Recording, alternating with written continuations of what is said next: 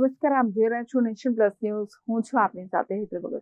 ગાંધીનગરના વાસણ રાંધીજા રોડ પરથી વિદેશી દારૂનો મસમોટો વેપલો ઝડપાયો છે, જેમાં 1476 બોટલ સાથે કિયા સેલ્ટોસ કાર પણ જપ્ત કરવામાં આવી છે. ગાંધીનગર એલસીબીએ વાસણ મહાદેવ ગામની સીમમાં સફળ કાર્યવાહી કરી છે. વાસણથી રાંધીજા જતા રોડ પર સરકારી શાળાની પાછળથી પોલીસે સફેદ કિયા સેલ્ટોસ કાર GJ279620 ને રોકી તપાસ કરી હતી. કારમાંથી ભારતીય બનાવટના વિદેશી દારૂની 1476 બોટલ અને ટીન 51 પેટી મળી આવી છે. આ દારૂની કિંમત 5.39 લાખ રૂપિયા છે.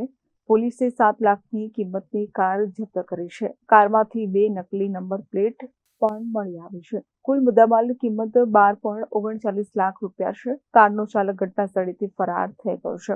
તો આ કાર્યવાહી ગાંધીનગર રેન્જના વડા વિરેન્દ્રસિંહ યાદવ અને જિલ્લા પોલીસ વડા રવિ તેજા વાસમ શેટ્ટીના માર્ગદર્શન હેઠળ કરવામાં આવી છે. એલસીબી પોલીસ ઇન્સ્પેક્ટર ડીબી વાડાને પ્રોહિબિશન અને જુગાર વિરુદ્ધ કડક કાર્યવાહી કરવાની સૂચના આપવામાં આવી હતી. એલસીબીની ટીમે બાતમીના આધારે આ કાર્યવાહી કરી છે. હાલ પોલીસ ફરાર આરોપીની શોધખોળ કરી રહી છે.